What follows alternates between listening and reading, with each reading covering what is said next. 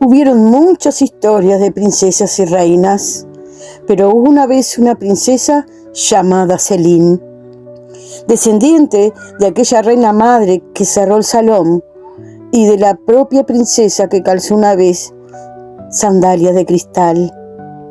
La princesa Selene, a pesar de su linaje real, sintió un vacío interior y una rebeldía que se manifestaba a través de la curiosidad. En ese vacío interior sentía una desconexión con su historia familiar y del reino. Habían secretos, verdades ocultas, que le impedían ver su propio lugar en el mundo. Una insatisfacción con las expectativas impuestas. Como descendiente de figuras tan marcadas, sentía la presión de seguir su camino. Ese camino preestablecido que no resonaba con su propio ser. Su rebeldía, canalizada a través de la curiosidad, era una fuerza muy poderosa. En lugar de la confrontación directa, ella buscaba respuestas. Investigaba. Un día se aventuró en el bosque, a orillas del río. Allí se encontró con un anciano que tenía más de 100 años. El anciano era aquel príncipe que esperó más de 100 años para reencontrarse con la energía de su princesa Yasine. Así fue que silenciosamente el anciano, con sus manos temblorosas, le entregó a la princesa Selene una perdiz. Estuvo un rato mirando la perdiz. Cuando levantó sus ojos para preguntarle al anciano, éste había desaparecido. De pronto, no sabe por qué, apareció en su mente la imagen de aquel salón cerrado. Selene se fue al palacio y consultó con la reina madre del momento por aquel salón que permanecía cerrado. Ese salón está maldito. Guardan secretos ancestrales que aún no pueden ser desvelados, aún no es tiempo. Tienen que ser abiertos con sumo cuidado y nadie está preparado para ello, porque los peligros que habitan allí pudieran desatar tormentas. Selene, aunque era una princesa rebelde, aún estaba muy consustanciada con aquellas reinas poderosas. La propia Selene era una guerrera. Por lo tanto, le faltaba esa conexión con la luna, con la tierra, con el amor. Por lo tanto, aún no estaba en su momento propicio para abrir aquel salón. Pero su curiosidad fue más allá y se dirigió hacia el salón, sosteniendo fuertemente la perdiz en sus manos. Pero al acercarse a aquellas inmensas puertas, sucedió algo increíble. El ave se le escapó de las manos, salió volando y se impactó directamente con aquellos inmensos postigones. Por lo que Selene pensó, sí, quizás sea así, ese salón está maldito. Y así fue como Selene se convirtió en una más de aquellas princesas poderosas. Hay una diferencia entre la curiosidad y la preparación indicada. Selene, a pesar de su conexión con el espíritu guerrero de las reinas pasadas, le faltaba la conexión con la luna, con la tierra, con el amor, lo que la hacía no estar en el momento propicio. Por suerte, la princesa Selene no se aventuró a abrir aquellos postigones, porque era muy importante la madurez espiritual y emocional, y conocer todas las facetas del poder antes de develar los grandes secretos. Y así como aquel sirviente que comenzó a escribir la historia, hoy, yo descendiente de él, sigo este relato. Hubieron muchas princesas, pero hoy les contaré sobre la princesa Ayla. Ayla, que significa luz de luna, había nacido la luna llena de enero, Quizás fue la razón de su nacimiento esa conexión que tenía Ayla con la luna, que no podía dejar en las lunas llenas de ir a danzar a la orilla del río. Esa danza era como un ritual intuitivo. Inconscientemente, sin saberlo, ella estaba ligada a una conexión ancestral de la historia de aquellos encuentros a la orilla del río. Así fue como la conoció el príncipe Tiziano, que no podía dejar de mirarla en secreto. La admiraba con un respeto y una admiración tan profunda que lo llevó a guardar silencio. Observaba a Ayla danzar bajo la luna, sin interrumpir el hechizo de su conexión. Temía que cualquier palabra, cualquier movimiento brusco pudiera interrumpir ese vínculo mágico que tenía la princesa con el astro. Así que en secreto la miraba. El príncipe, que también solía ir a la orilla del río en el ciclo de la luna nueva, a mirar las estrellas que se ven con tanto resplandor cuando la luna está oculta. Esa conexión que tenía el príncipe con las estrellas llenaba de emoción el corazón de la princesa Ayla, que en secreto lo miraba. Ella tampoco quería romper la conexión del príncipe con las estrellas. En esos momentos que se miraban en secreto, cada uno sentía la energía de la mirada del otro, aunque no se vieran. Sentían una energía renovada que les hacía bailar al corazón. Una conexión invisible se entretejía entre ellos, una mirada silenciosa que trascendía lo físico. Era como si el universo mismo conspirara para unirlos en sus afinidades celestiales como un imán invisible. El efecto en sus corazones era palpable, una danza interna, una emoción que florecía en secreto, alimentada por la admiración y la misteriosa presencia del otro. Era la chispa de algo nuevo, un reconocimiento silencioso, de almas gemelas que compartían la sensibilidad hacia la magia del universo. La energía que sentían en secreto era el presagio de un cambio rotundo para sus vidas y para el reino. Un día la rutina del palacio se vio alterada cuando la reina madre convocó a la princesa Ayla. La reina madre la convocó para decirle que debía de casarse para bien del reino y que para ello le presentaría un príncipe. Ayla no estaba de acuerdo con ese matrimonio concertado. Ella quería casarse por amor.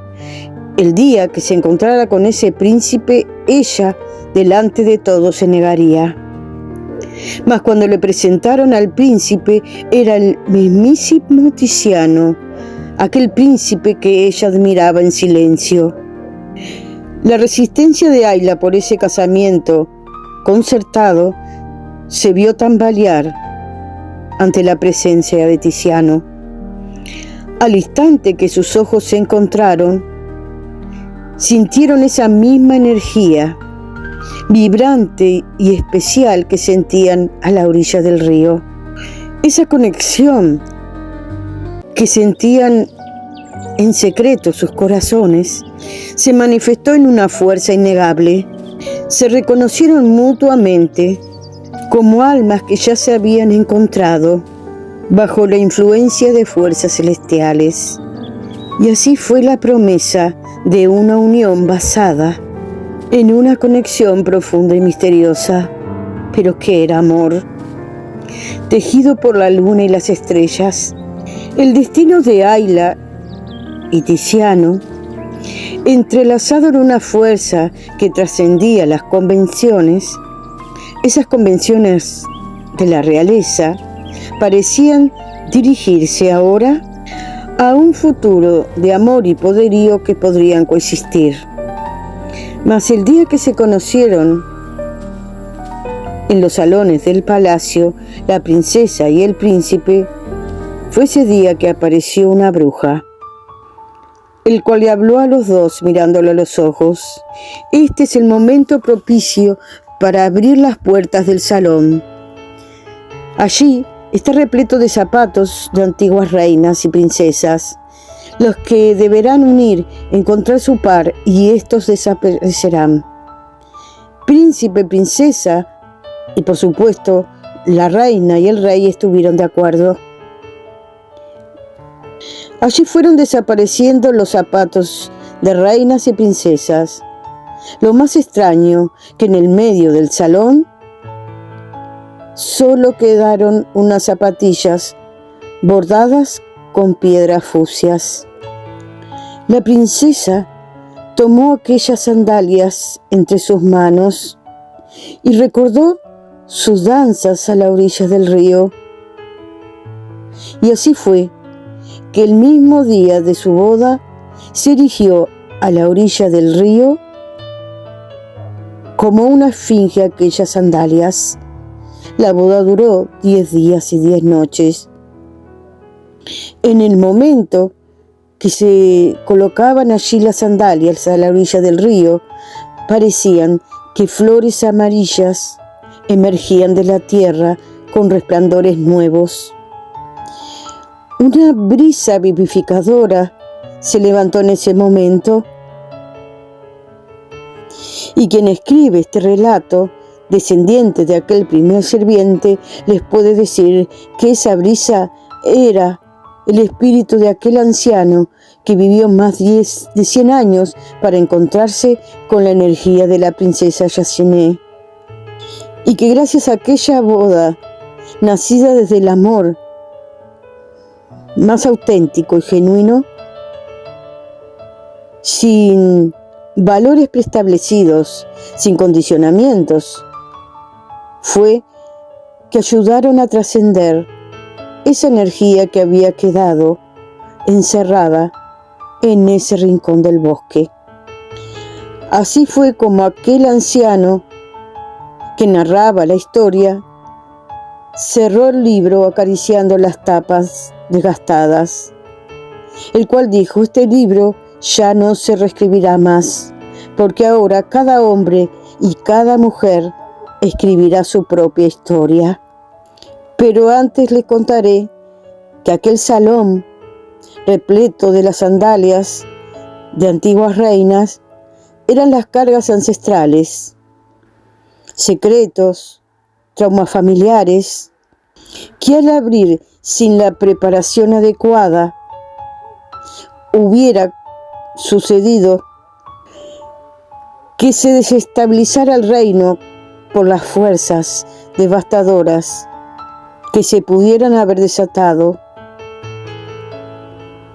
Por eso, la precaución tan importante cuando se realizan prácticas esotéricas, cosmológicas, terapéuticas, como pueden ser los registros akáshicos, porque acceder a las memorias del alma y a vidas pasadas puede renovar información sensible, generar emociones intensas, y sin una guía especializada, experimentada en un proceso de integración adecuado, la persona puede sentirse abrumada, desestabilizada, es decir,